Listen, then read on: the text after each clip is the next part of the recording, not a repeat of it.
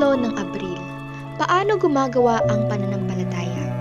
Sapagkat kay Kristo Jesus, ang pagtutuli o di pagtutuli ay walang kabuluhan, kundi ang pananampalataya na gumagawa sa pamamagitan ng pag-ibig.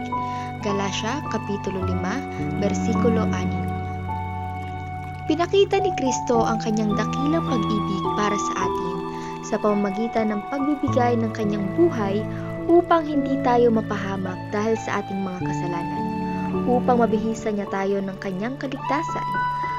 Kung ang banal na pag-ibig na ito ay itinatangi sa ating mga puso, ito ay nagpapatibay at pinapatibay ang ating pagkakaisa sa mga may katulad ng pananampalataya. Ang nananatili sa pag-ibig ay nananatili sa Diyos, at ang Diyos ay nananatili sa Kanya.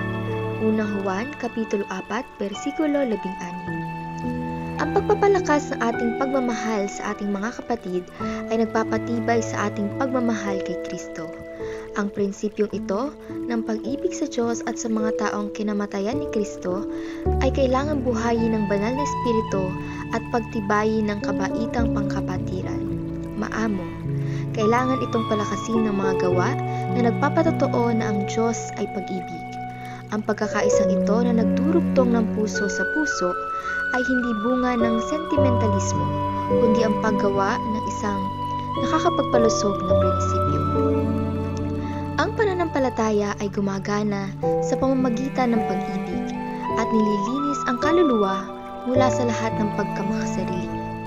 Kaya ang kaluluwa ay pinakasakdal sa pag-ibig.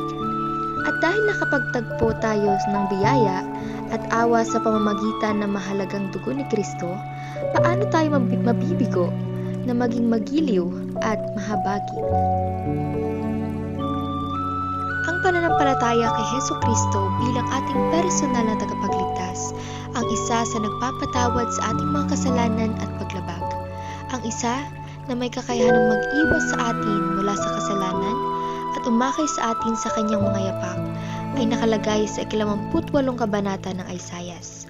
Dito, ipinakita ang mga bunga ng isang pananampalataya na gumagawa sa pamamagitan ng pag-ibig at nagpapadalisay sa kaluluwa mula sa pagiging makasarili.